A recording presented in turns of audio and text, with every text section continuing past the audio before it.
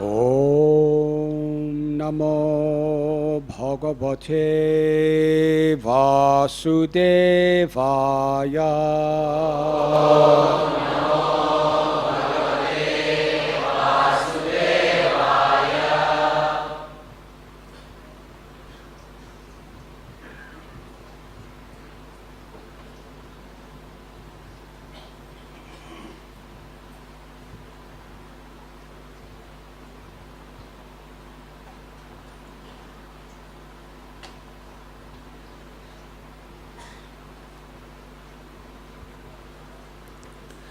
Sanjata kopas puritar runadharam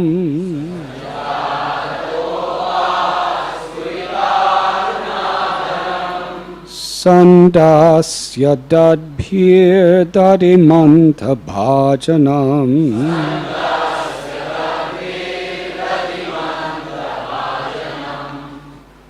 Bhitva mrisharshur Trisharasmanaraho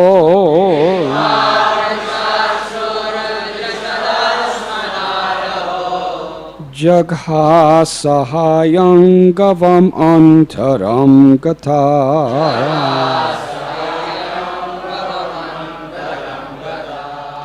Sanjata kopas puritharunadharam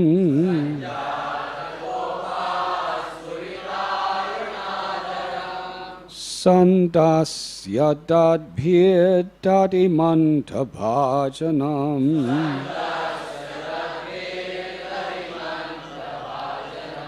Bitvam nasharshru trisarasmanaraho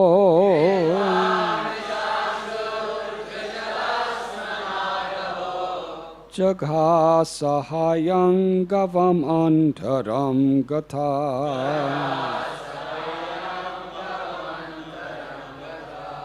Sanjata kopas puritharunadharam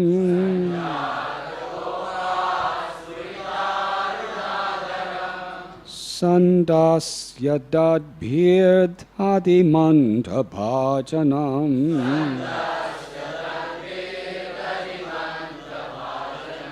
Bitva mrisharshur trisarasmanaraho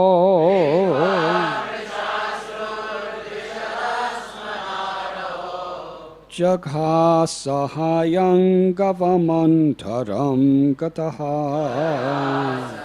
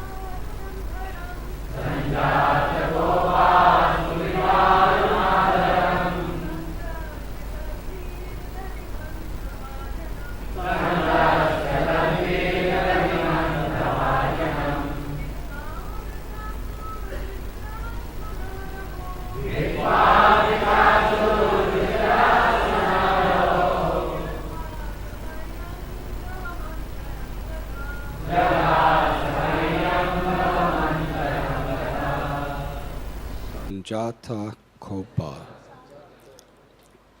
In this way, Krishna being very angry. Spurita Aruna Adharam. Swollen reddish lips. Sandasya. Capturing. Dadbhi. By his teeth. Dadimanda Bhajanam. The pot in which yogurt was being churned. Bhitva. Breaking. Mrisha Asru. With false tears in his eyes. Drishat Asmana. With a piece of stone. Raha. In a solitary place. Jaghasa. Began to eat. Hayangavam. The freshly churned butter. Antaram. Within the room. Gata. Having gone. Being very angry and biting his reddish lips with his teeth, Krishna, with false tears in his eyes, broke the container of yogurt with a piece of stone. Then he entered a room and began to eat the freshly churned butter in a solitary place. Purport by His Divine Grace, A.C. Bhaktivedanta Swami Prabhupada. It is natural that when a child becomes angry, he can begin crying with false tears in his eyes.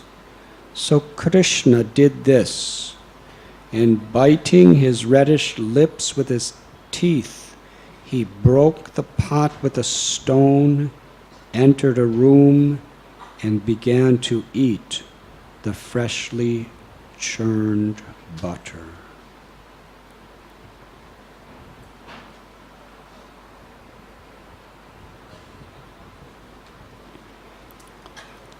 Om Agyantimidandasya Jnananjana Chalakaya Chakshurun Militham Jena Tasmai Sri Gurave Namaha Sri Chaitanya Manobhishtam Stapitam Yena Bhutale Swayam Rupa Kadamayam Tadati Swapadantikam Vandeham Sri Guru Sri Judha Padakamalam Sri Gurun Vaishnavamscha Sri Rupam Sagrajataham Sahakana Raghunathan Bitam Tam Sajivam Sadvaitam Savadutam Parijana Sahitam Krishna Chaitanya Devam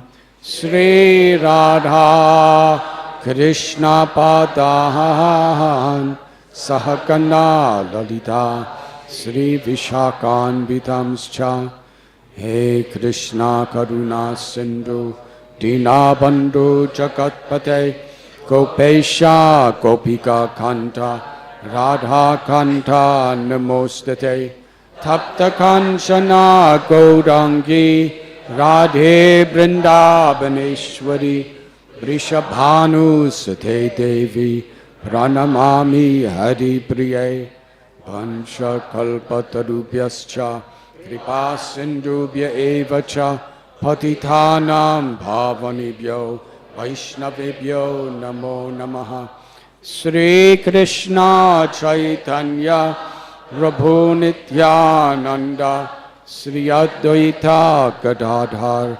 Shivasati Gaura Bhakta Brinda Hare Krishna Krishna Krishna Hare Hare Hare Rama Rama Rama, Hari Hari.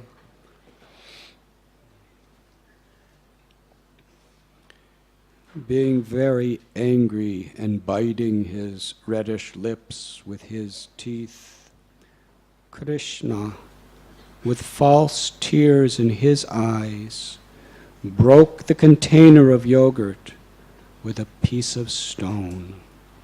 Then he entered a room and began to eat the freshly churned butter in a solitary place. We are reading today from Srimad Bhagavatam, Canto 10, Chapter 9, entitled Mother Yashoda Binds Lord Krishna. Text 6.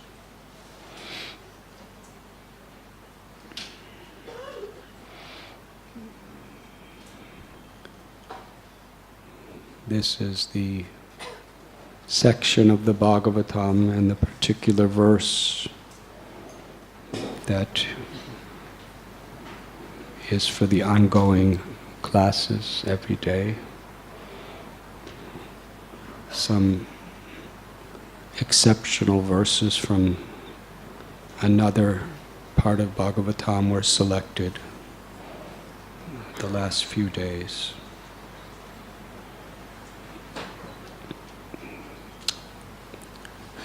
We're reading about the Damodar Leela,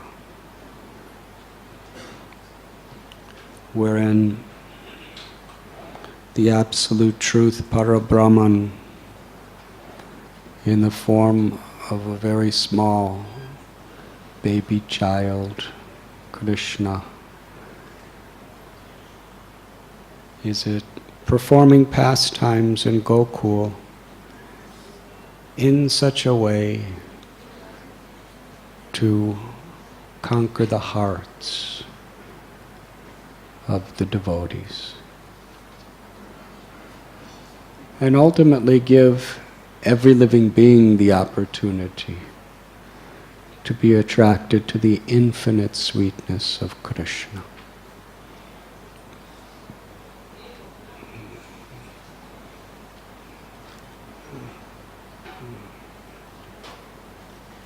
In conventional religion or spirituality, God reveals himself as an all-powerful creator, maintainer, and destroyer of all that exists. Pronounces laws, absolute laws that are meant for everyone to follow, and gives heavenly rewards or hellish punishments to those according to how they respond to those laws. And that absolute truth or God manifests incredible, inconceivable power, strength, magnificence. And people obey initially out of fear of what will happen if they do not obey. And gradually, by obeying out of fear, after some time we become purified and love awakens from within us. Of course, sometimes human beings, they attach their own false egos, ahankar, upon their particular conceptions of God. And if God is an all-powerful destroyer, then on behalf of God, we can be all-powerful destroyers. If God conquers everything, we should conquer everyone. according to our conceptions.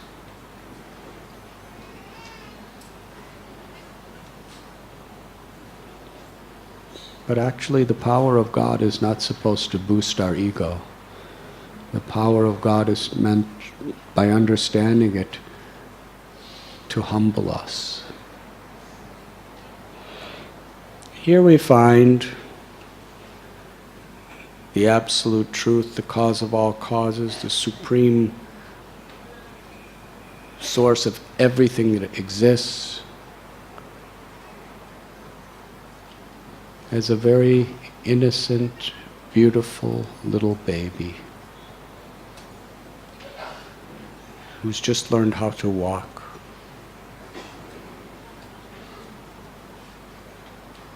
And although, as the Almighty God tells people to be obedient, here he's acting very disobedient.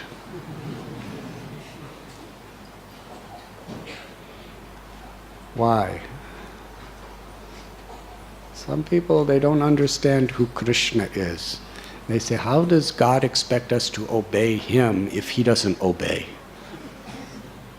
How does he expect us to follow rules if he doesn't follow rules? Krishna, his power, he has a Sudarshan chakra. When he was only 1 or 2 days old, he showed us what he could do to Putana. In the same little size he has, he delivered this incredible demon. There is no possible person who could be as demoniac as Putana in today's world. Yes, we have some cruel people. We have some terrorists, but can you imagine if Putana was here today?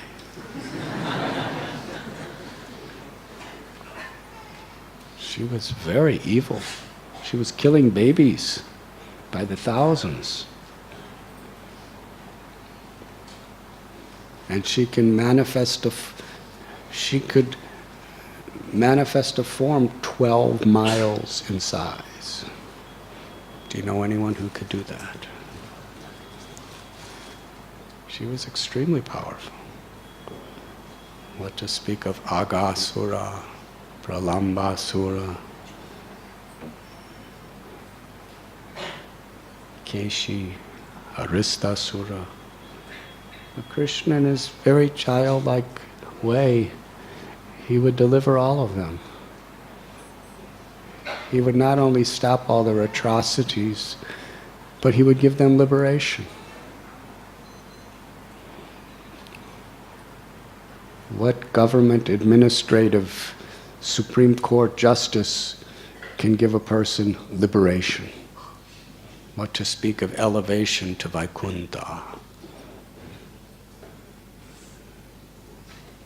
Can you show me any policeman or judicial body that can give the worst criminal the position of Krishna's mother in the spiritual world? But Krishna, as a little baby, could do all these things. So when he's acting in this way, when he's performing these pastimes, it's simply to give pleasure to his devotees and to attract the hearts of all the world. And we all have our free will, whether we're willing to open our minds to be attracted by Krishna's beautiful pastimes. The ultimate power of God is God's beauty, God's love, God's sweetness. It is infinitely greater than even his powers. It is his greatest power. Because he is Rasa Bihari. Rasa Bihari means in the spiritual world, and when he comes to this world, his only real purpose ultimately is to enjoy loving relationships.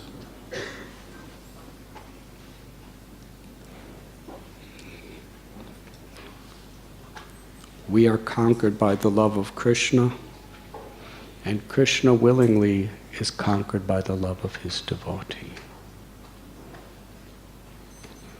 In this beautiful story, a revelation of the spiritual world,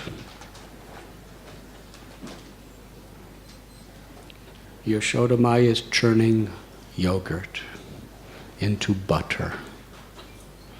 And as she's doing it, she's singing wonderful songs about Krishna. It's very early in the morning. And as she's singing about Krishna, thinking about Krishna, her motherly love intensifies and takes the form of milk that starts flowing from her breast. This is an expression of her love. So Krishna, who's in bed, he wakes up and becomes hungry to drink that milk. In other words, Krishna is hungry to taste the sweetness of his devotee's love.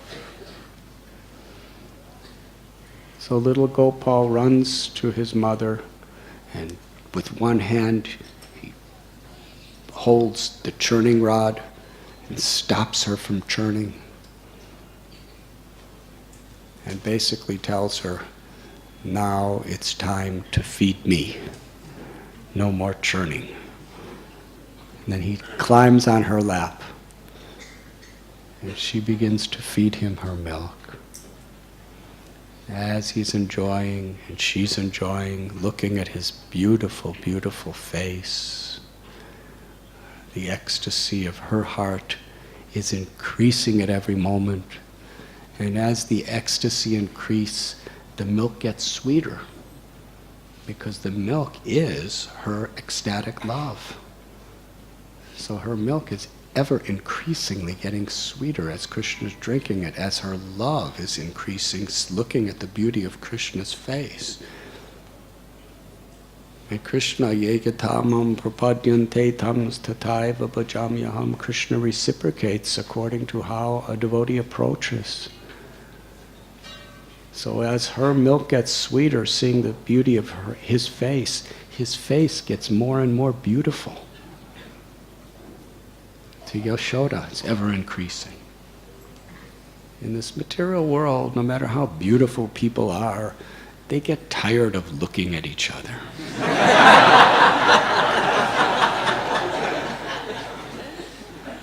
They always have to put on some new dress or some new cosmetics or something like that. But they get tired of looking at each other. But Krishna and his devotees, this is the spiritual platform. Krishna's beauty is ever increasing. And this is achintya, inconceivable. This is the heart of inconceivability. How could the supreme, all-pervading, unlimited beauty increase in beauty infinitely for the rest of eternity? Does that make sense? Doesn't make sense. Can't make sense. But that's why it's the absolute truth. It's beyond our imagination. Krishna is the very summit, the culmination, the supreme whole of all beauty. How could something be completely whole? Completely whole means it contains everything. There's nothing beyond it. Yes? That's what whole means. Om Purnamada Purnamidam. Krishna is the absolute truth is the complete whole. It contains everything. Nothing can exist outside of it. But yet, it's ever increasing at every moment. For eternity. That is Krishna. Inconceivable. So Krishna is, she's seeing her love is increasing, Krishna's beauty is increasing, her milk is getting sweeter and sweeter and sweeter, and Krishna's enjoying it. And what a beautiful Leela of love. And suddenly, she hears something and she looks over, and the milk is boiling over in the next room. She puts Krishna down. This was an emergency situation. It's not something that you just think about. She didn't consult any Brahmins. She didn't get any scriptural references. The milk was boiling over. It's immediate. So she just put Krishna down and ran. Instinctively, intuitively. And the acharyas asked, why in the world would she put Krishna down for some milk boiling over? Yashodamai, because that milk was meant for Krishna later than the day. And it was special. Pushpagandha milk. It was from the best. Yashodamai, she would get the best grasses. These grasses were, she would water the grass with the milk of the 8 best cows of all the 108 or 900,000 cows of Nanda Maharaj. She would water the grass with these cows, and she would feed the best cows, only that grass, the ultimate best grass to the ultimate best cows. And that milk, it had the fragrance of lotus flowers. Now in Kali Yuga today,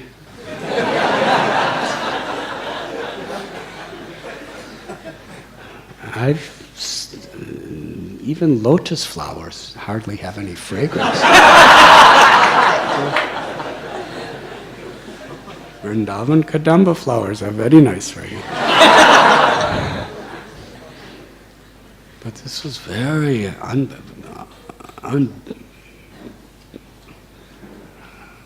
unimaginable fragrance, this milk. Now, for those of you who may drink milk, you don't usually think about its fragrance so much, but this was very, very, very sweet, very delicious.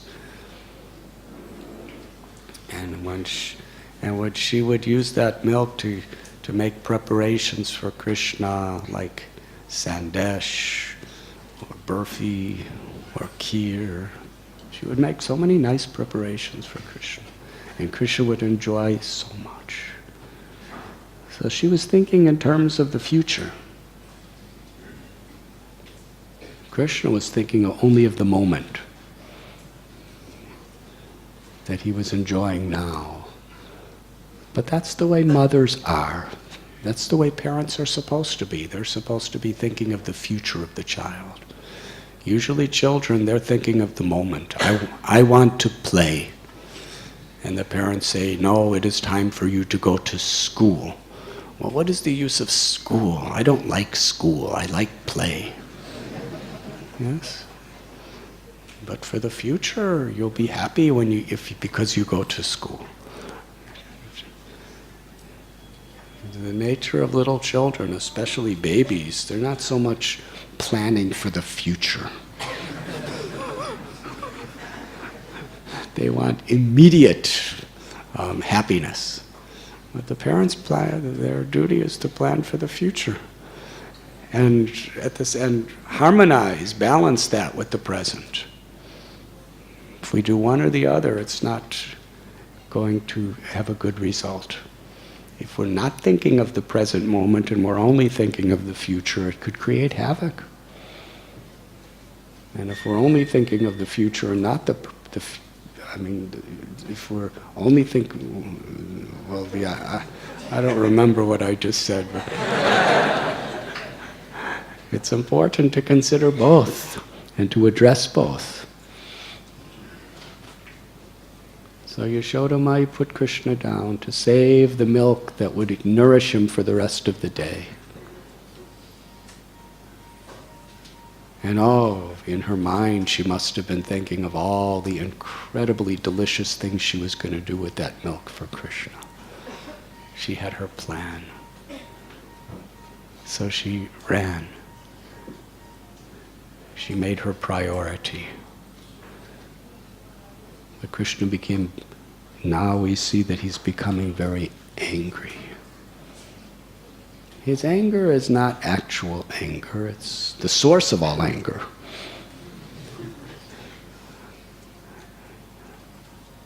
But it's ultimately meant always for the devotees'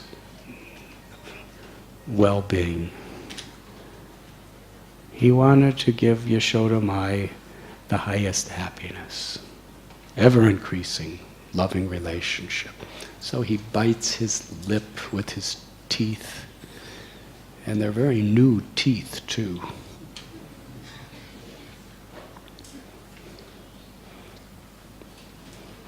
And he starts to cry. False tears, Srila Prabhupada explains. Now, how could the absolute truth have anything false?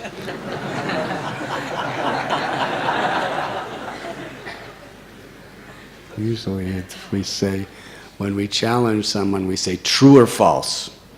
Yes? Is this true or is this false? Well, the absolute truth, everything is true. But within that absolute trueness is perfect falseness.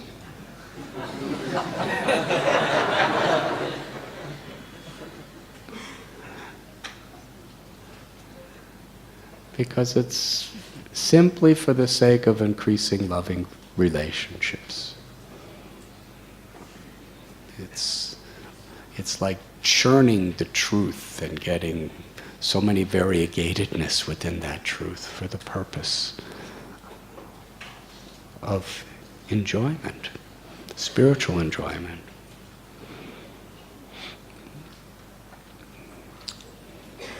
And he picks up a stone and breaks the pot of yogurt.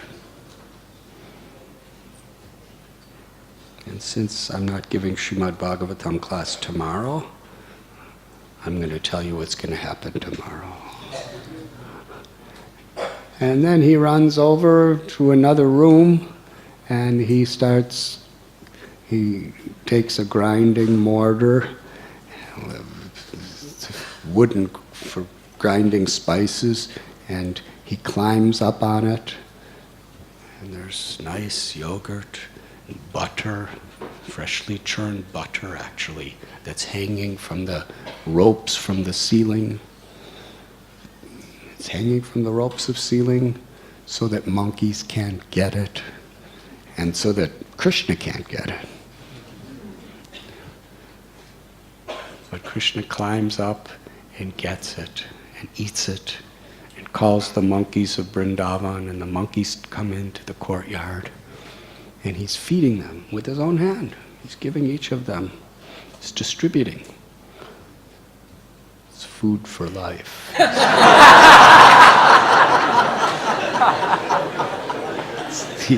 It's like midday meals.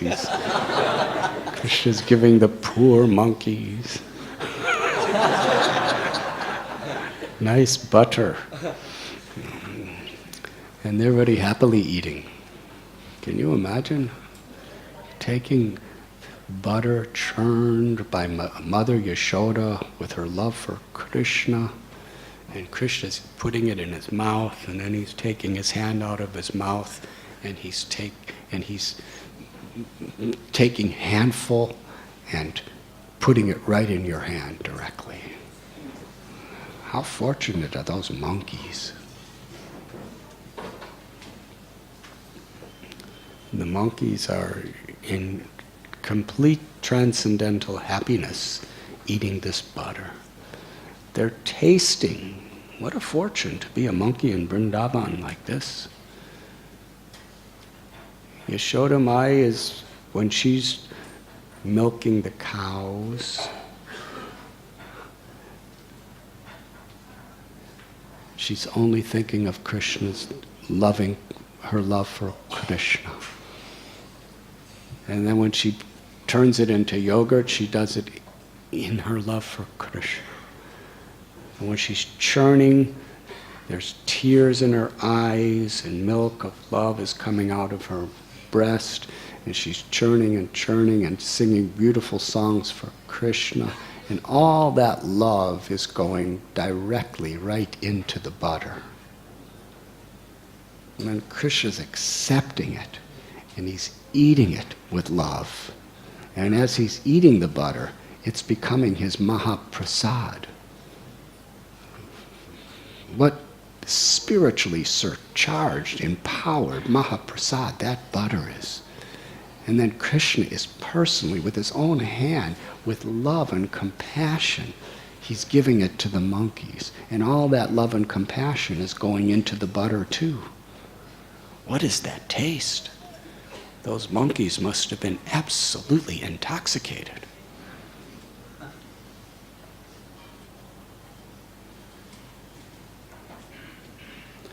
And this, just then Yashoda Mai, she comes back and she sees the mess that Krishna created. There's the pot all broken.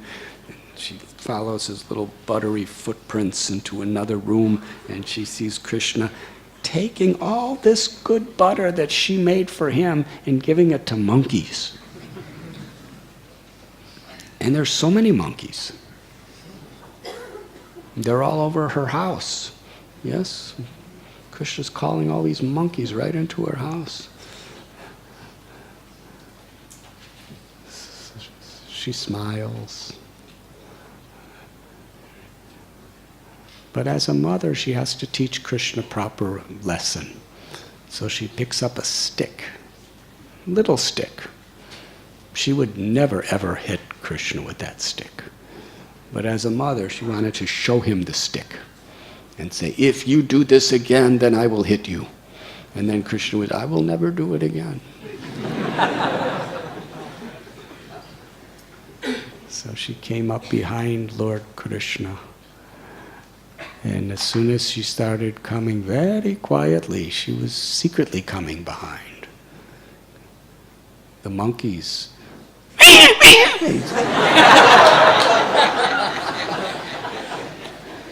They saw Yashoda Mai with a stick. They immediately ran away. They started jumping out windows and jumping into trees and screaming, and there was fear in their eyes. Now this is a very serious pastime. The psychology in it is so deep.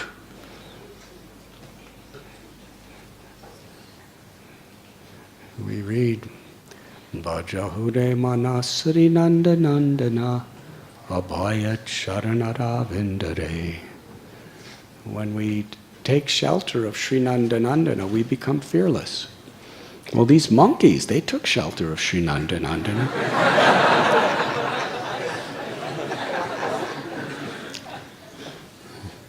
They were eating the butter from the hands of Sri Nanda Nanda, being nourished by his ecstatic love. But when they saw Yashoda, they became very much afraid, spontaneously afraid. They screeched and ran away. They were so afraid they were willing to leave that incredible scene of taking butter from the hand of Krishna. So is this a contradiction? This is achintya beda beda tattva. It is simultaneously a contradiction and not a contradiction. How is that possible? It's not possible.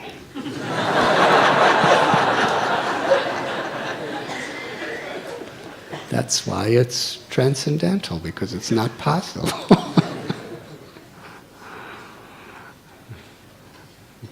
Because their fear was nothing like the fear in this material world. Fear in this world is fear of death, fear of losing something that is very dear to us. And fear in this world, it inhibits happiness. But this fear on the transcendental level. It's actually the perfection of fearlessness. These monkeys are totally fearless because they have taken shelter of Krishna. But the fear is the love of Yashoda. They're overpowered by her love. And her love can make Krishna cry. In fact, even Krishna became afraid. He followed the monkeys. The story gets even more exciting, more deep. The monkeys were afraid. How could the monkeys be afraid if they took shelter of Nandanandana? When anyone who takes shelter of Nandanandana becomes fearless. Well, Nandanandana became afraid. So what to speak of the monkeys who took shelter of him? He jumped off the grinding mortar and ran away in fear. And Yashoda Mai was chasing him, and he was running. He was running fast. And she was running fast. And he was running faster, and she was running faster. And they were running. And flowers were falling from her hair, and her sari was becoming loosened. And the Acharyas tell us that the Upanishads describe the absolute truth as faster than the wind, faster than the fastest. Nobody can catch the absolute truth. But the absolute truth willingly is captured by the love of a devotee. So Yashoda Mai catches Krishna. And Krishna is so much afraid. We read here in the words of Shukadev Goswami and Satyavrat Muni from Padma Purana in his Damodaraskakam gives a beautiful picture of this scene. Krishna's lips are trembling. His limbs are quivering. Tears are pouring from his eyes. He's looking here and there and everywhere else for some possibility to escape. But Yashoda Mai is holding him. Very gentle, but tight enough so he can't get away. He's trapped. And he's telling his mother, I won't do it again. Please don't hit me. Put that stick away. Little Gopal afraid of a little stick. And it wasn't like a big bamboo. What do you call them? Lathis or something? It's just a little twig.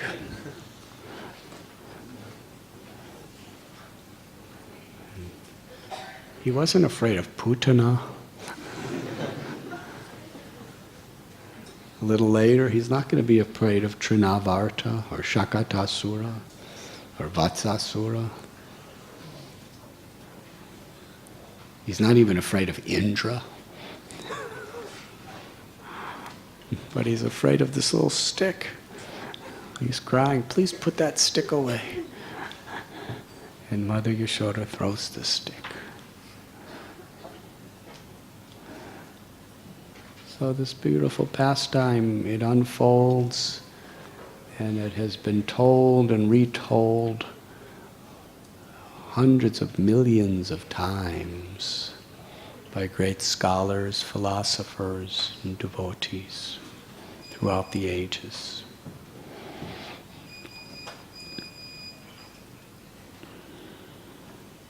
Krishna is Hari, which means one who steals.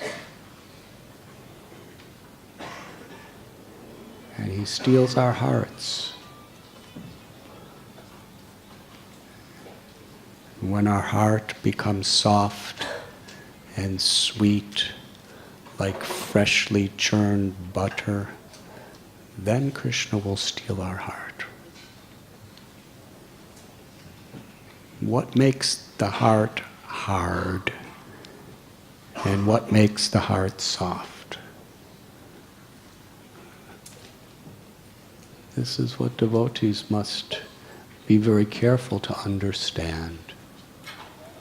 Srila Rupa Goswami explains real surrender to Krishna, in order to facilitate that to come about within our own lives.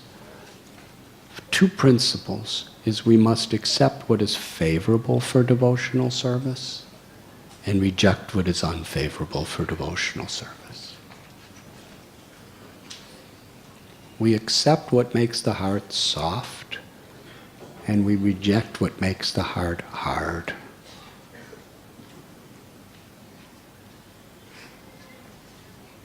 Arrogance, egoism makes the heart hard. Humility makes it soft. Greed makes the heart hard. Generosity, a service attitude, makes the heart soft. The modes of passion and ignorance make the heart hard. The mode of goodness makes the heart soft.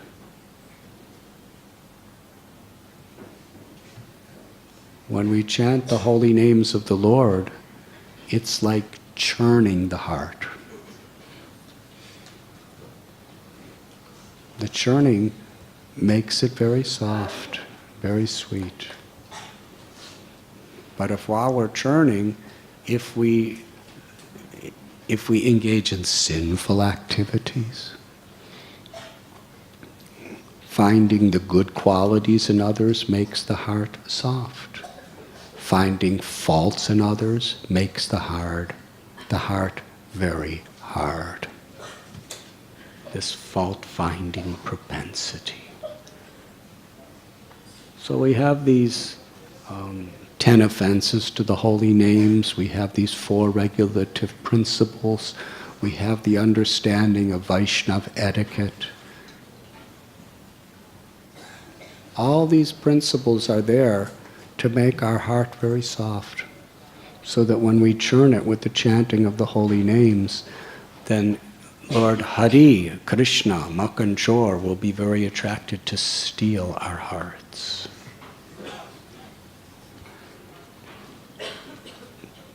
This is a science. And we find among devotees of the Lord, sometimes, Srila Prabhupada explains, great personalities, they could be softer than a rose or harder than a thunderbolt. Depending on what is required to serve with humility and devotion. So people who have soft hearts in Krishna consciousness, their heart may be very, very soft with love, with compassion, but at the same time, greatly determined. Krishnadas Kaviraj Goswami tells us that Raghunath Das Goswami, his determination to follow the regulative principles, he chanted 200,000 names every day. He offered 1,000 Dandavat pranams, obeisances to Vaishnavas every day. 1,000 obeisances to Krishna every day. He would do parikram of Govardhan every day. How did he have time for all this? Somehow or other. He just had such enthusiasm. And he would just not miss. It says, Kaviraj Goswami tells us, the observance of his determined vows were like the lines in stone. It's like you see the lines in this marble. Marble is stone. No matter how much you cut deeper and deeper and deeper into the marble, the lines are still there. Yes? like lines in stone. They are just there permanently. They can't be erased. You can't erase a line in marble. Of course, sometimes when they make deities, they paint it so you don't see it. But later on, the paint comes off and then you see it. You can't get rid of it. You could cover it, but you can't get rid of it. The lines in stone. That's the determination of a devotee. So a devotee could be very forceful. Arjuna, his heart was soft like freshly churned butter.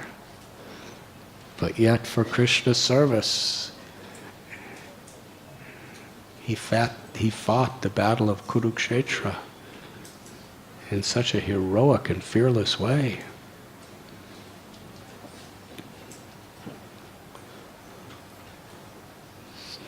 And that balance is a very, very important part of the true understanding of bhakti. It's not that bhakti means our heart becomes soft so we become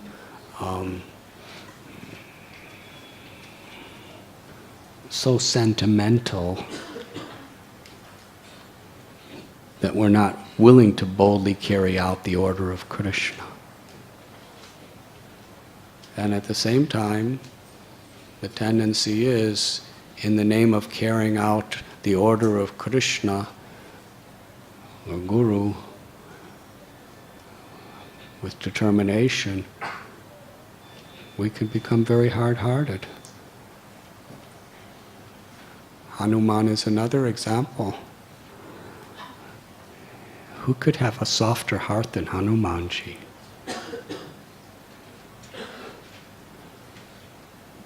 When Hanumanji was crying in separation from Ram and someone said, Ram is in your heart, no need to cry.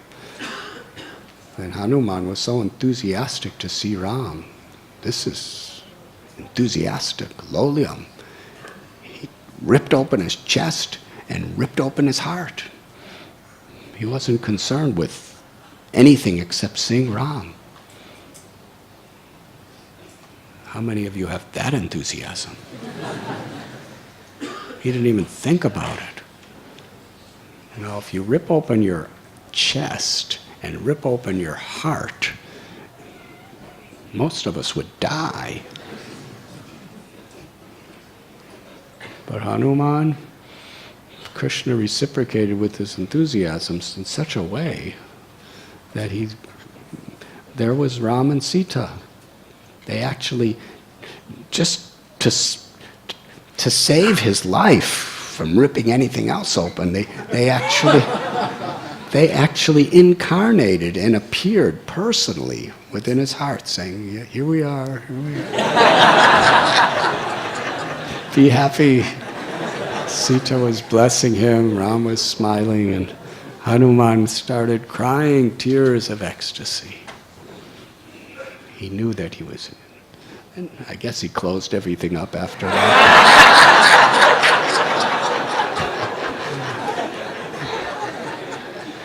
Because he knew the Lord was in his heart. That's all he needed to know. He didn't have to see them anymore. He knew they were there. So beautiful. So Hanuman, such a soft-hearted, loving person. Absolutely compassionate. But yet, when he was face to face with Ravana, he told, imagine, he's all alone. And you have Indrajit and all of the great military generals and the armies of Ravana surrounding you. And Ravana's right there. And Hanuman said to Ravana, you are a fool, you are a coward. Now, if there's anything that is an insult to a Rakshasa warrior like Ravana, it's to call him a coward. Yes, in front of everyone. He publicly blasphemed Ravana in the worst possible way. That was his fearlessness.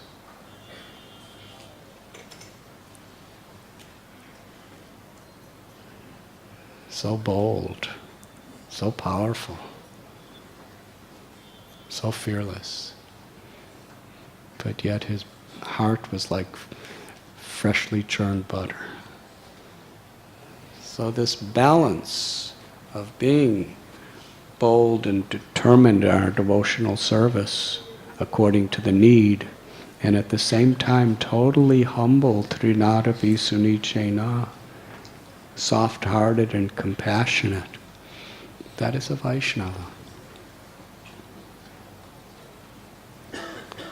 Krishna steals our heart when we become like that. He is Makhan Chor.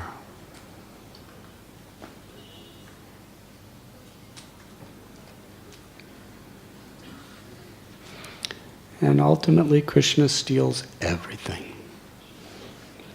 The name Hari refers to so many different aspects of Krishna's Leela. In this material existence, in the form of time, Krishna is Hari. He's going to take away everything from everyone. There's nothing we can hold on to in this material world. Our body, our possessions, our family members, friends, and loved ones, our abilities. We can become great musicians, we can become great scholars, we can become great artists, we can become great business people, great statesmen. We can know so many things. It's all taken away, either in life or in death.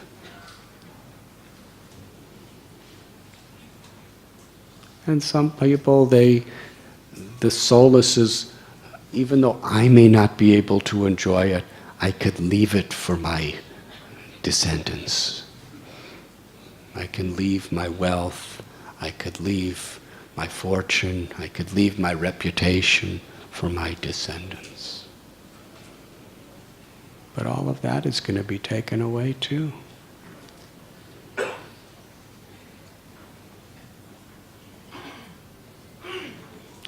Nothing. We can't hold on to anything, and nobody else can hold on to anything that we have given them. Everybody must die, and everything's going to be lost. It's just a matter of time.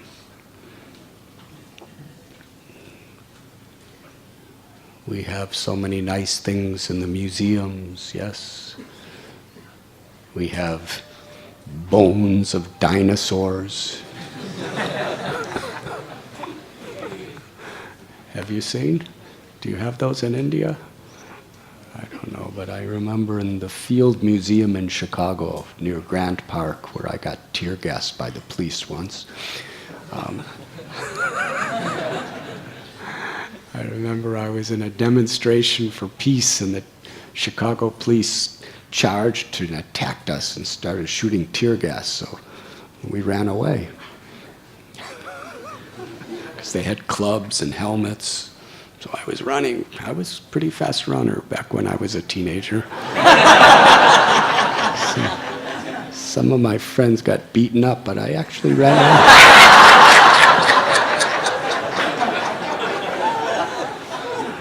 But everything gets taken away. I'm not a fast runner anymore. But anyways, I ran into the Field Museum.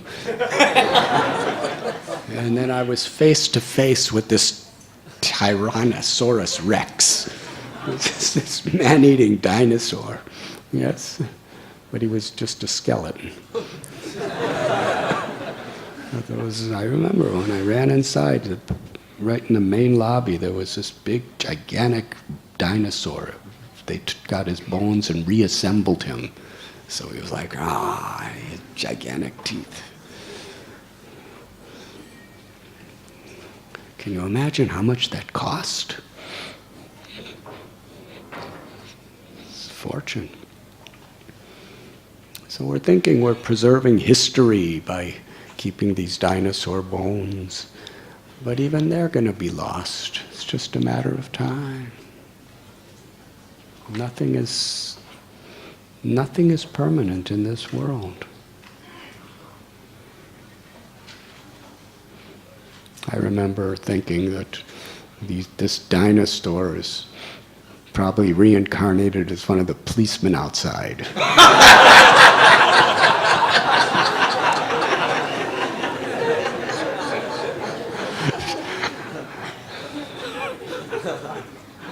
Beating people with sticks.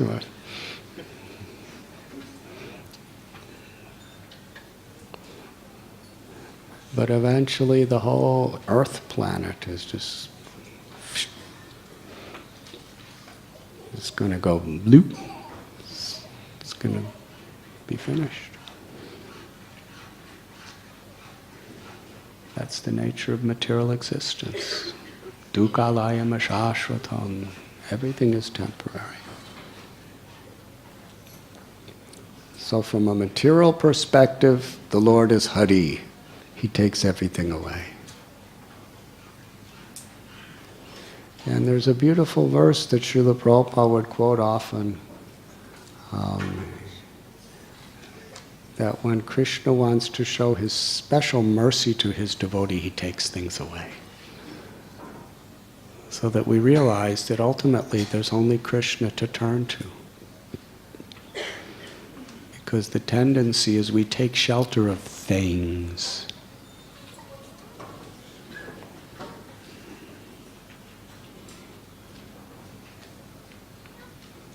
Kali Yuga people love things and use people. Real culture is to use things and love people. And ultimately, the real person is the Atma, the soul. Love for the soul. Because the Atma is nahanyate hanyamane sarite. It does not die with this body. The Atma is unaffected by the annihilation of the entire cosmic manifestation. That's you. That's me. That's us. We are the eternal soul. You know, if we get bit by a mosquito, we think, oh, why is this happening to me? Yes? Or if we break our arm or our leg, we're thinking, oh, how horrible. But the reality for the Atma, the eternal soul, what to speak of injury of the body? What to speak of death of this little body? The Atma is totally unaffected by the annihilation of the entire universe. It's unaffected by the annihilation of the entire cosmic manifestation. In the dream state, we're identifying with this body, we're identifying with the things and the people related to this body, so we're feeling pain. But the Atma itself is transcendental. Apareyam etastvanyam prakritim virime param. It's beyond the 8 elements of material existence. The Atma is part of Krishna. That's who we are. That's who we've always been. We're transcendental. Krishna consciousness is to give us that understanding.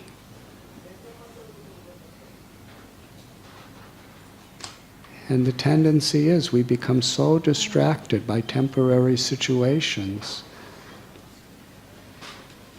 that we forget who we are and what our real happiness is. So from a material perspective, Lord Hari is taking away everything that exists. Everything that we identify with, everything we're attached to, Krishna's taking away. That's Hari. Or from a spiritual perspective, Hari is stealing our hearts. Filling our hearts with this param dristvani vartate, with such a higher taste. Therefore, Rupa Goswami warns us, if you are attached to your family, friends, your possessions, to anything of this world, then do not go to Keshi Ghat on bank of Yamuna, because Krishna's there. His name is Govinda. He's standing in a threefold bending form playing his flute. And if you see those lotus-like beautiful eyes and his wonderful lips, which are beaming in the moonlight, you see that complexion, which is like the tamal tree.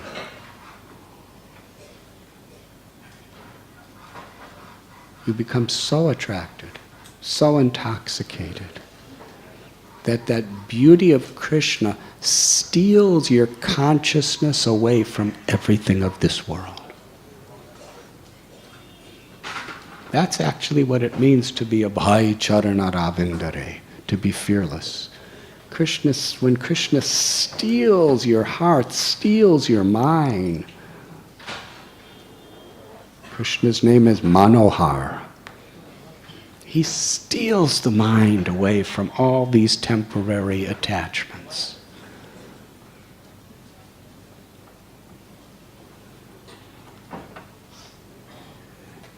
And we feel such an inner satisfaction. But our heart has to become soft, like freshly churned butter.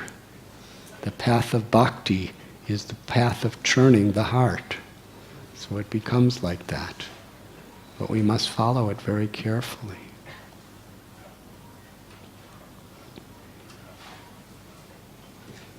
And Krishna's Bhaktavatsal. Vishwanath Chakravarti Thakur, one of the greatest acharyas, acharya who has illuminated the rasika aspect of Krishna's leelas in such an unparalleled way. He has explained that this is the primary feature of Krishna. Bhaktavatsal. He loves his devotees.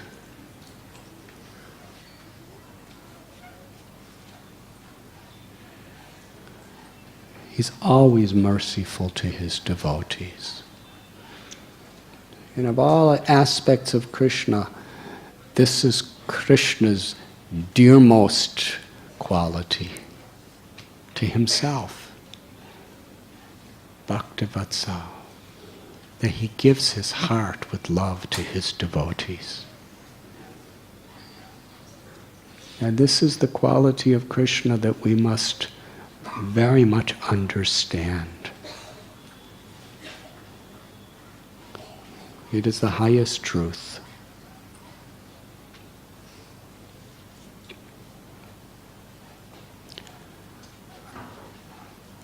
I came here to Mumbai. I was supposed to come in October, but I came early because of this most devastating tragedy that has come into all of our lives, of these 8 intimately dear devotees who Krishna has taken from us so suddenly, from a material, from even a spiritual perspective, separation from a devotee is a great tragedy.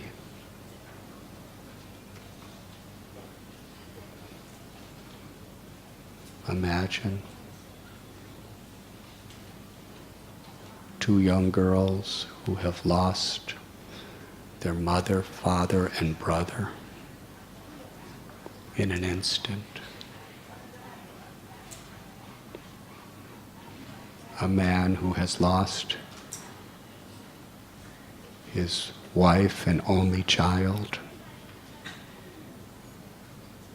Parents who lost all their children.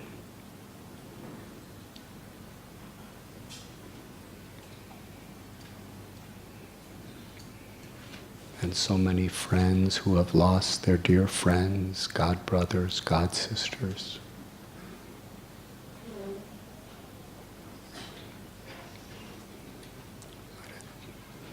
But in the sadness of the loss of these devotees, and in the sadness of seeing so much pain and broken hearts,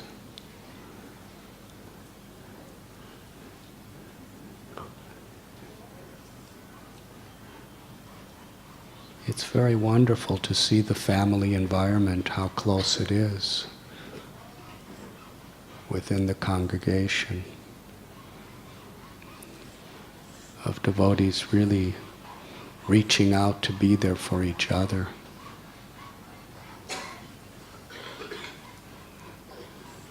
Something very beautiful.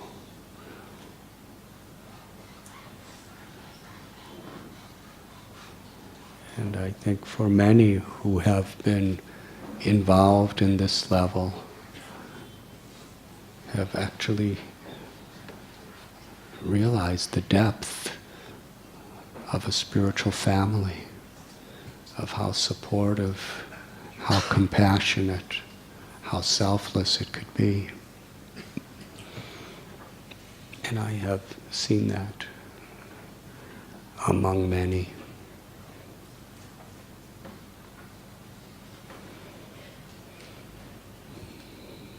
Krishna is Hari. He's going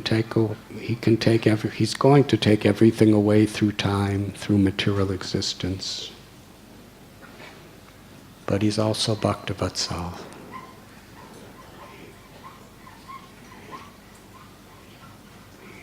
We can absolutely, completely depend on Krishna as being the loving master of his devotees, the loving friend of his devotees. Suhridam sarvabhutanam, Krishna says. Bhoktaram jagatapasam sarvaloka maheshwaram suhridam sarvabhutanam. Srila Prabhupada called this the ultimate supreme peace formula. When we understand that Krishna is the proprietor of everything. And ultimately everything is meant for Krishna's enjoyment. And Krishna is the greatest benefactor and friend for all living beings. So when we turn to Krishna, we know for sure Krishna's there.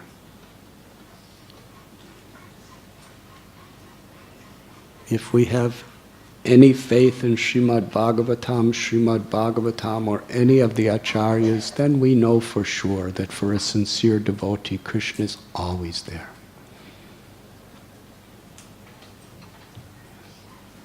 And that means for the eternal soul of a devotee. Because the body is going to perish.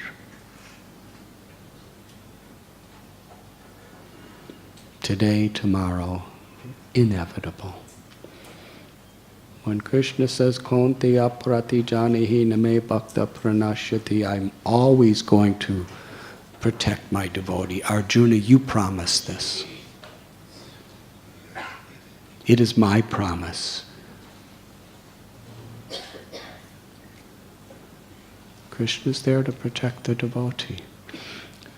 If it meant the body, then, the body's going to die. So obviously that's not what Krishna means. He's there to protect the soul of the devotee. He may protect the body for some time.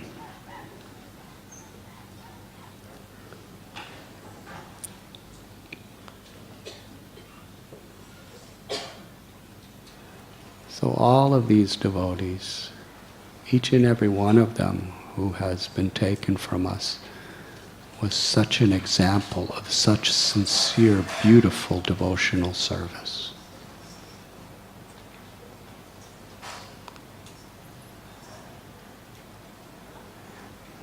Therefore, we know for sure that Bhaktivatsal Krishna was there for them, to pick them up, to embrace them, to deliver them, to steal their soft hearts, to steal their beloved eternal souls from the shackles and confines of this material world.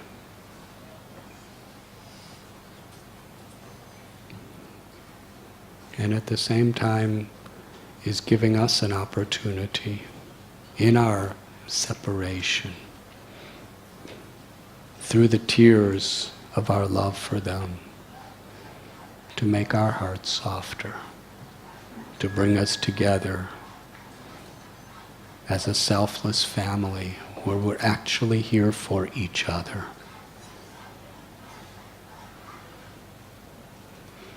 We become so diverted by such unimportant things. We fight over such unimportant things. Yesterday there was a beautiful prayer ceremony for Gaur Krishna Prabhu by the Brahmacharis. And some of the Brahmacharis were talking about all the fights they had with Gaur Krishna Prabhu. Because he was a very strong person. We were talking about their arguments with him. It's quite amazing. And in almost every case, those arguments and very difficult relationships turned into the most intimate friendships. Because all of the things that we disagree with are usually so superficial.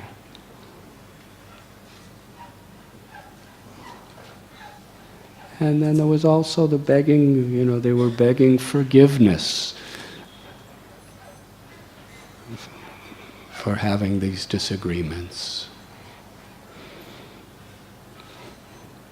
Most of the things that we crave for, that we're disturbed by, most of the things that create conflict between us are really not important at all. If we see it in context, we may lose some money. It's happening a lot these days. We may lose some reputation. Somebody may have said something. But even in this worldly, how does that compare to losing your mother, your father, your brother?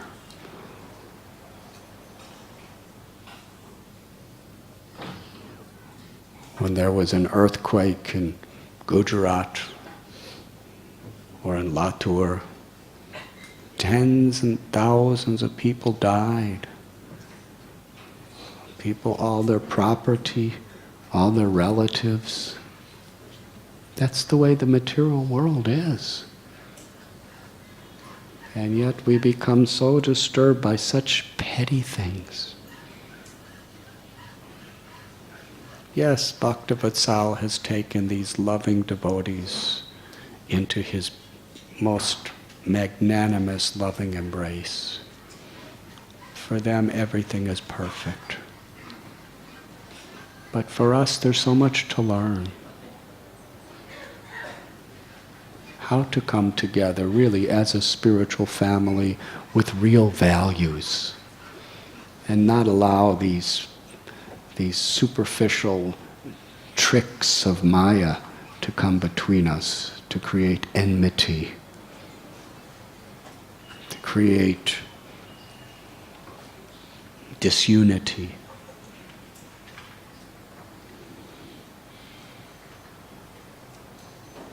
Krishna's all beautiful. If somehow or other we can chant the holy name sincerely, come before Radha Gopinath with sincere prayer, then we can begin to experience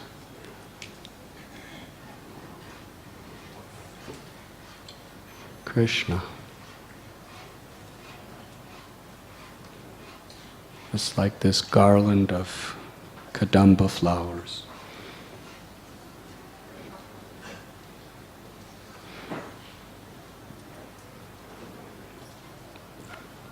Some are green flowers that have no fragrance at all.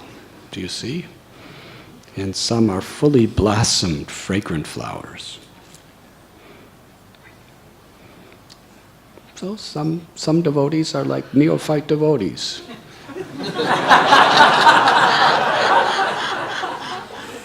They don't have so many good qualities. They're kind of hard. Kind of green. And others are very mature devotees. There's different colors and different shapes and everything else.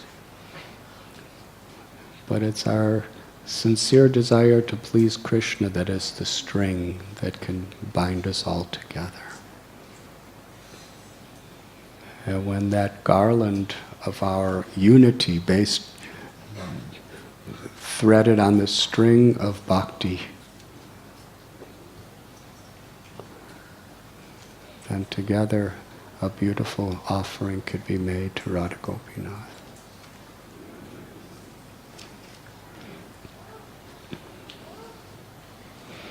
And our willingness to be there for each other, even despite differences, is part of the churning of the butter of our hearts to make it soft and sweet.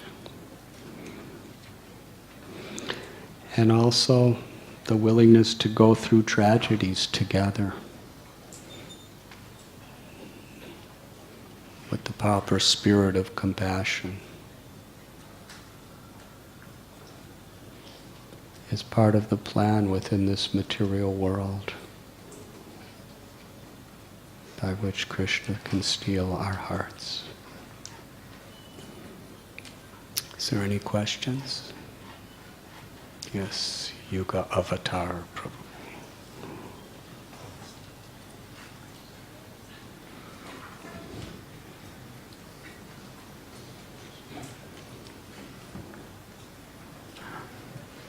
Maharaj, thank you for a very nice class. Maharaj, my question is that when we are cultivating our children, we are told that we should give them all kinds of nice experiences. And most of the times we have left all those experiences behind when we come to Krishna consciousness. All those passions and enjoyments. But then in this process of giving experiences to the children, like for example taking them for a picnic and enjoyment, we also start subtly enjoying the process. And here on the other hand, we hear of this alarming tragic accidents also, which indicate that we should be serious. So while giving the children nice experiences and involving in their while raising them up and seeing that they are not deprived of any enjoyment, how do we maintain our internal seriousness? Just give them Govinda Prabhu's association.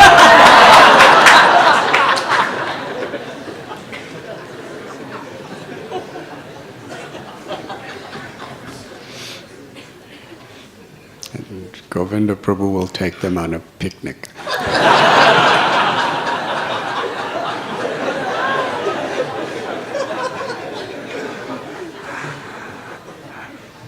But actually,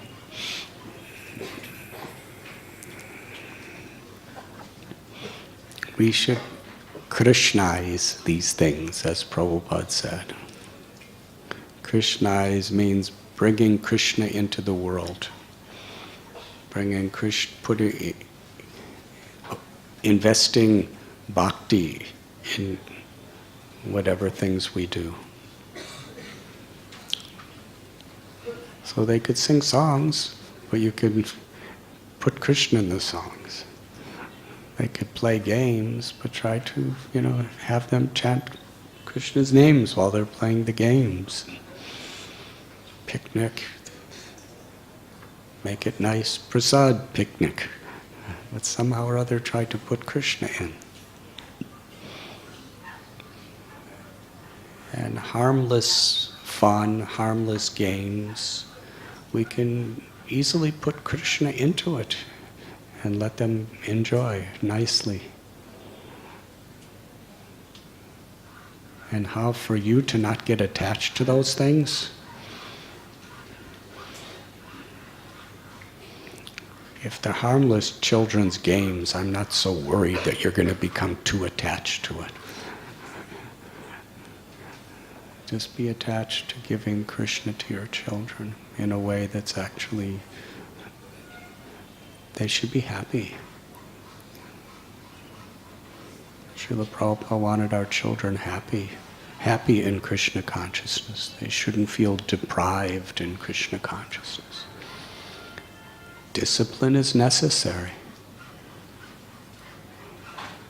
But that discipline should not make them feel deprived. The discipline should actually discipline to take away things that are very unfavorable for their growing up properly. But then giving them abundance of what is favorable.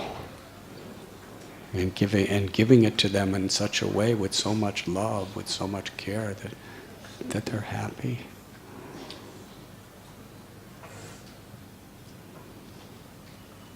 But if the parents have nice sadhana, if the parents have a good spiritual foundation,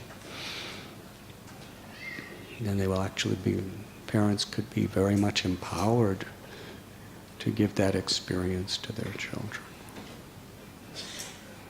Is that your question? Did I address it properly?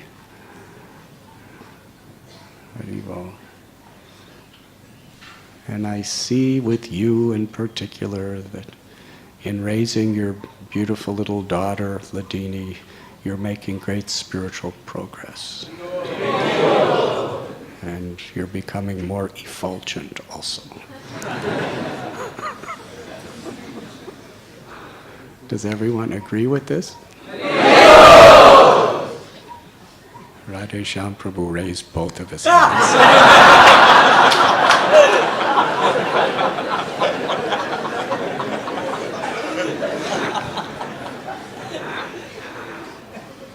And giving we receive. Grihastha ashram, the reason children are there is by raising our children in a proper way. That's the way in which we develop love of God. Is by taking that responsibility seriously.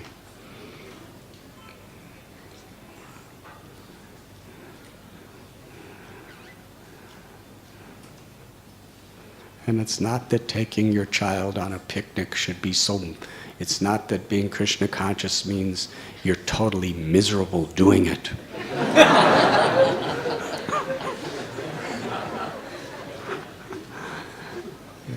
If Krishna's in the center, you can be happy doing it.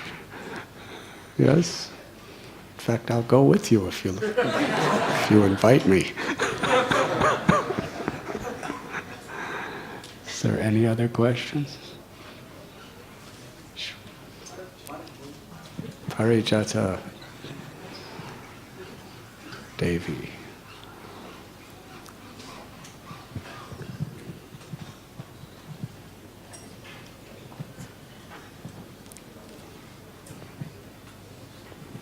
Maharaj, you just mentioned that when we leave, Krishna, all our material faults are left here, and Krishna just takes this and accepts the sincerity. So my question was that, is this Krishna's causeless mercy? Because we, it's such a doubt that we would ever be in a state of faultlessness. We don't know what kind of a situation we would be when we would be leaving, and these faults would actually cover our consciousness from the pure desire to serve the Lord. So when Krishna just sees our pure desire and sincerity, it's just a causeless mercy? It is Krishna's causeless mercy. If we are sincere. If we are sincere to overcome our faults, if we are sincere to cultivate positive bhakti, Krishna tells us in Gita, I will preserve what you have and carry what you lack. That is our hope. Raga dvesha vamuktaishtu vishayanandriyashtaran atma bashar parashe. That it is the prasadam, the mercy of Krishna, that is what delivers us. By following the regulative principles, by following the proper conduct of devotional service, sincerely, that attracts Krishna's mercy. And it's that mercy that is the cause of our deliverance.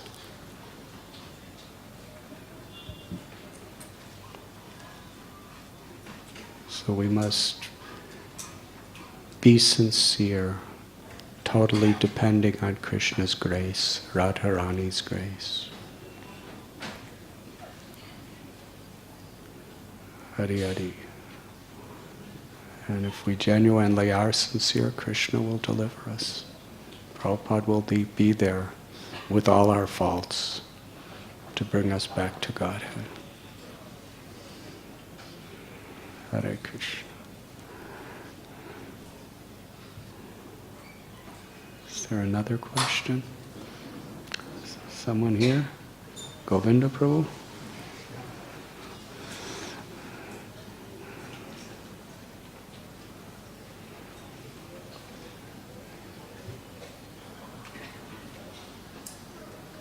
Maharaj, you're talking about balancing. At least with my own observation, with my defective senses, we see that those who are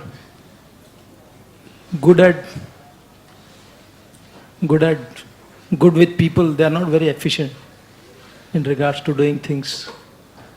And those who are extremely efficient could be harsh with people. So how can these two people balance? They may have to, because it is always seen like that those who are good, they are not good in management, and they are not in management. And if they don't see from the management perspective. And those who are in management, they fail to see the people's needs and concern. So how can they develop the other quality? Which one are you? Neither one of them. Neither one of them. Neither one of them. That means you're both. No.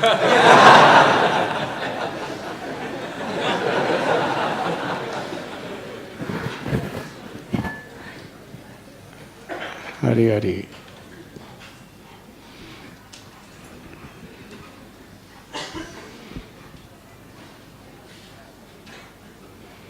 Good with people.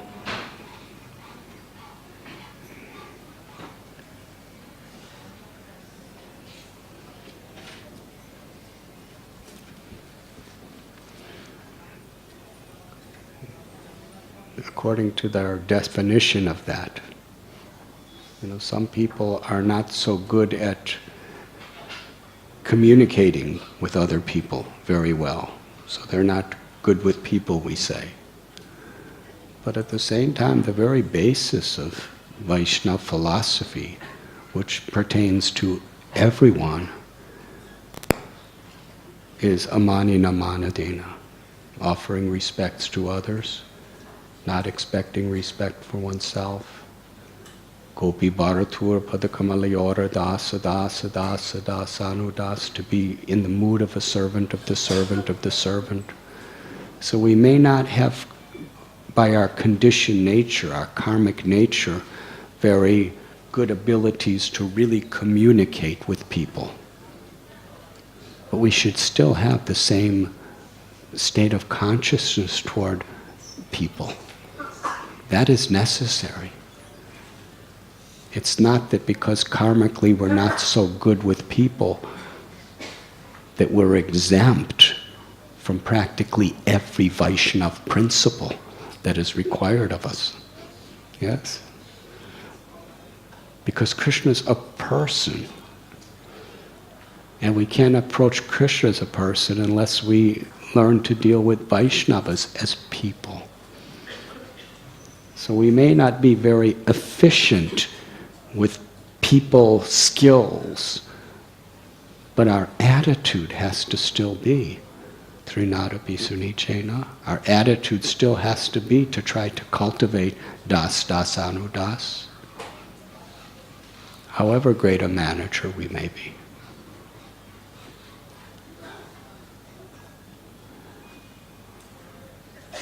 So what was your question? Either both have problems, Maharaj. Even those who are good with people, they create trouble to management also. And those who are good at management, they create trouble to people. So how can they reconcile and minimize the problems and maximize benefits to the devotees? When we're Krishna conscious, then everything is balanced. If Krishna is actually in the center, that balances everything. If our ego is in the center, if we have people skills or we have management skills, whichever one, if our ego is in the center, prakrite kriyamanani gunai karmani sarabharsha, if I think I am good with people, or if we think I am good at management, and if our goal is to somehow or other get something for ourselves, either prestige or power or some material gains, then there's going to be difficulties. There's going to be difficulties between the people who are good with people, and there are going to be difficulties between the people who are good at management, and there's going to be difficulties between both sides and everybody in both sides, potentially.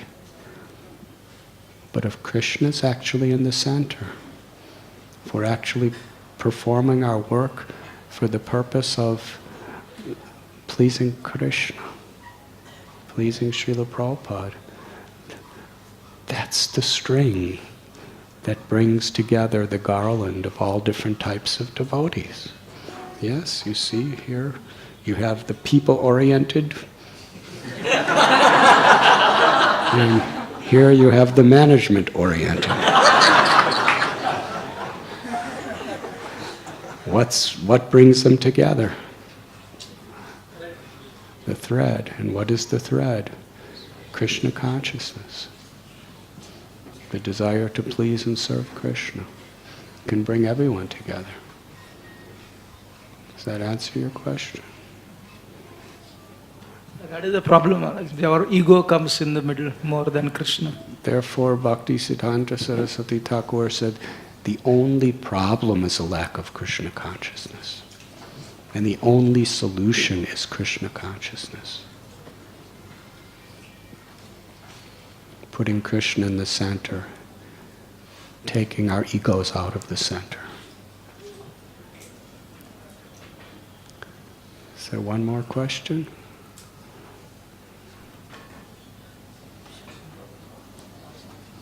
Radhe Shyam Prabhu. Hare Krishna. Maharaj, specifically I am asking this question to you because in the Journey Home book, like a nectar collector, honey, you have been to so many people, taking the good things from them and progressing and evolving in the understanding of the absolute truth. So I had this question since my early days. the question is this, Maharaj, because you are talking about the soft heart also today, that every religious tradition demands unconditional surrender and kind of exclusive and unflinching surrender, like Mamekam Sharanam Braja, Krishna says.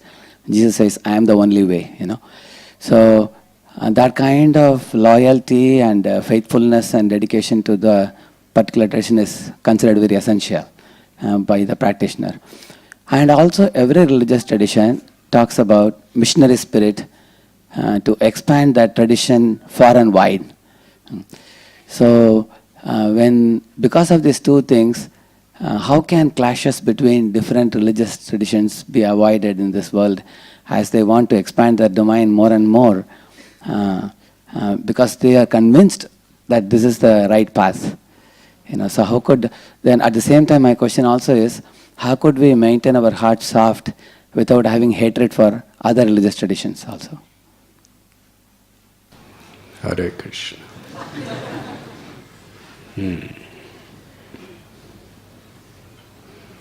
Some people say that the Pune temple is the best, and others say that the Chowpatty temple is the best.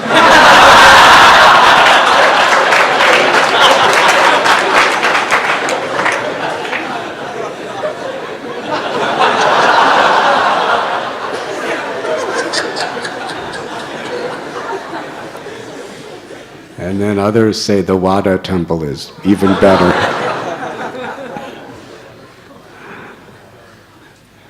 And of course, Juhu is there too, and everyone else. So, there's so many reasons to fight. That's the nature of material existence.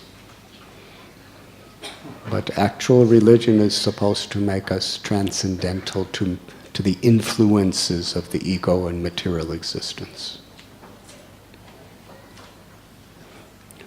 And yes,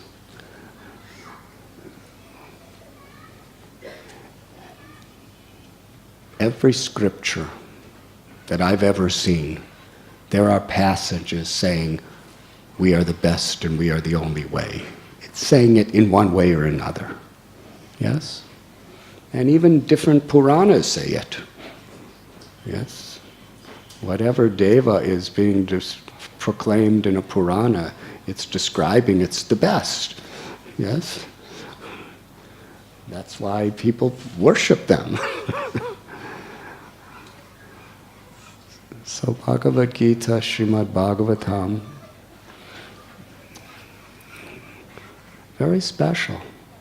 Because it's going right, it's teaching us the essence.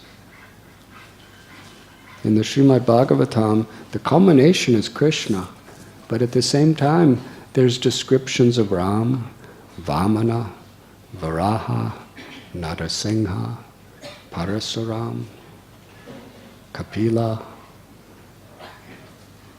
in great detail. And we understand, same one God. Different ways. So if someone worships Narasingha, we understand that's my Krishna. Yes?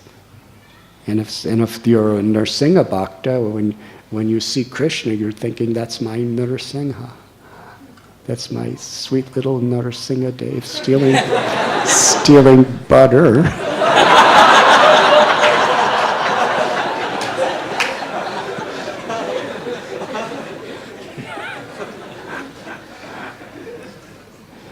But we see the oneness in the unity, in the diversity.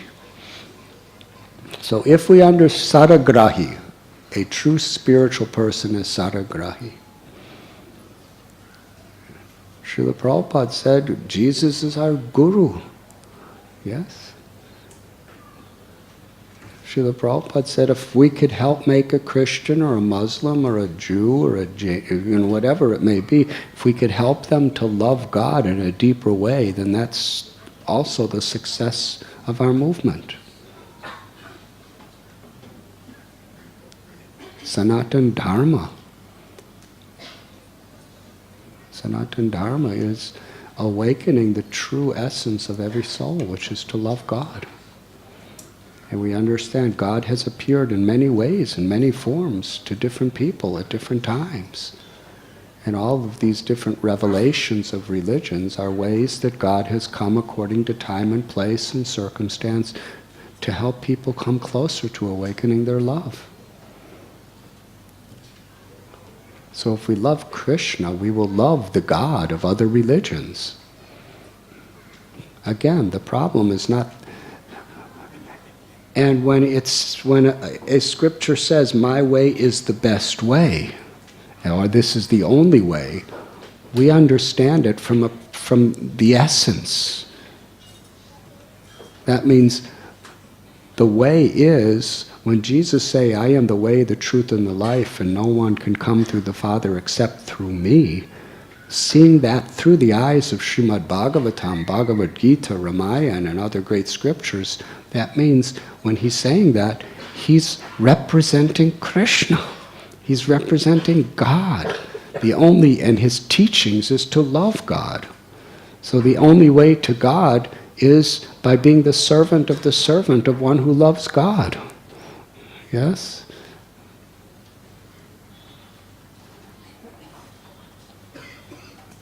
And that's what a pure devotee is. So to see the unity in the diversity is true religion. Religion should create love, not hate. Should create tolerance, not intolerance.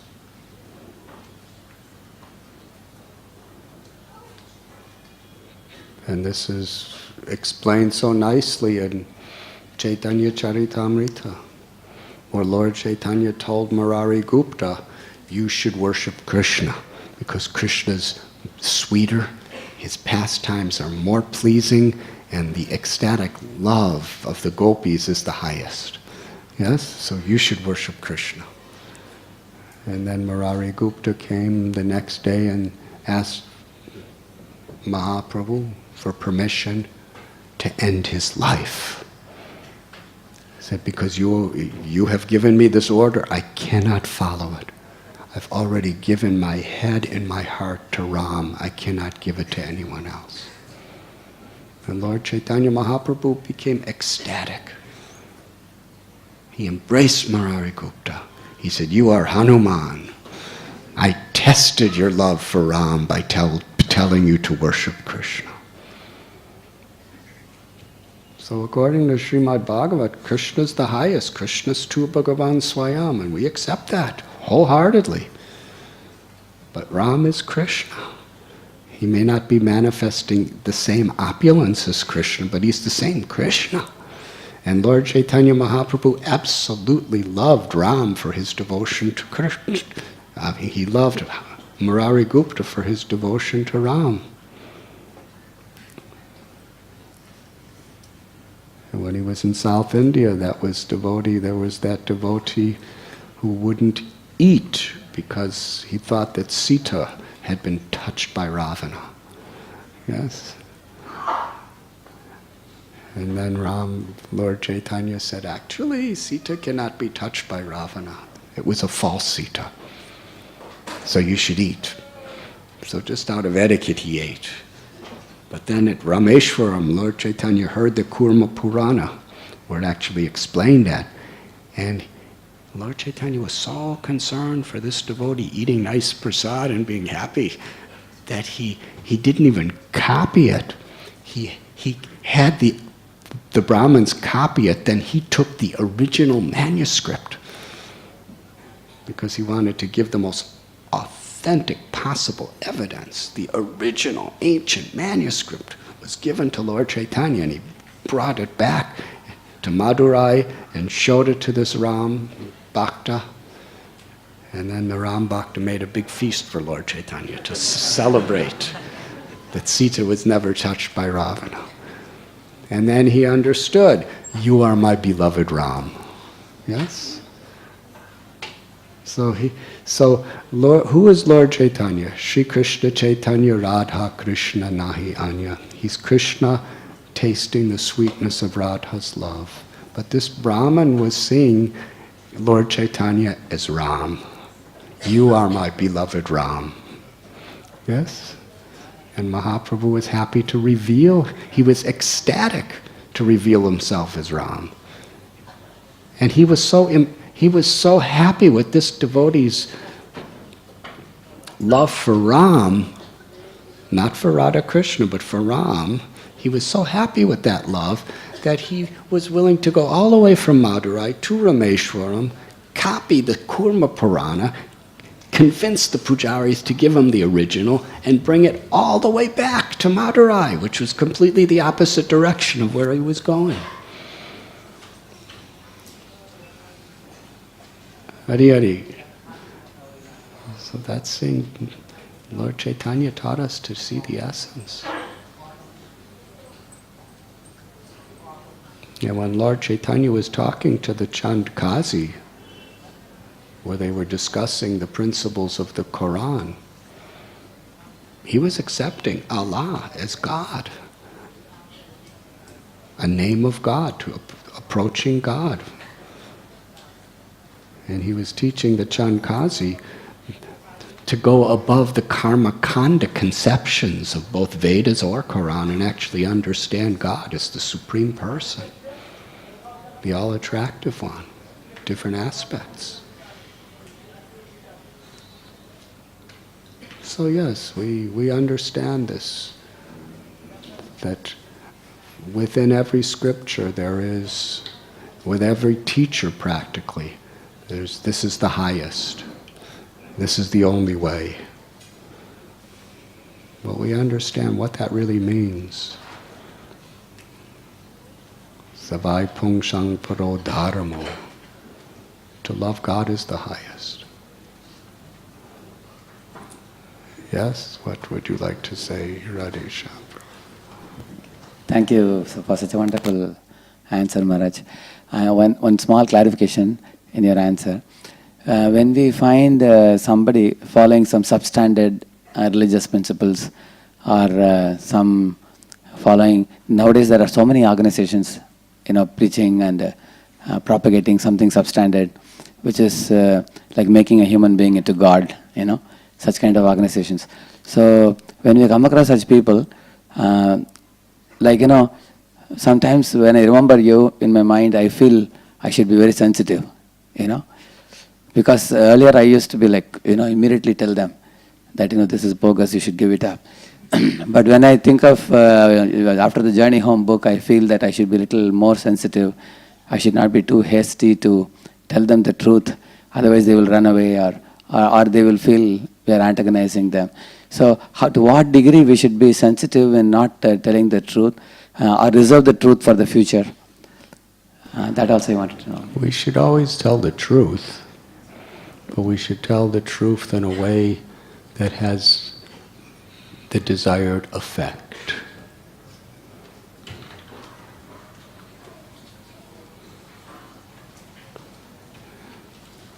According to time, place, and circumstance, or certain situations. And what is it actually we want? What is the service that we're meant to accomplish in that particular situation? And accordingly, we present the truth as it is in a way that will accomplish the best possible service we could do in that situation.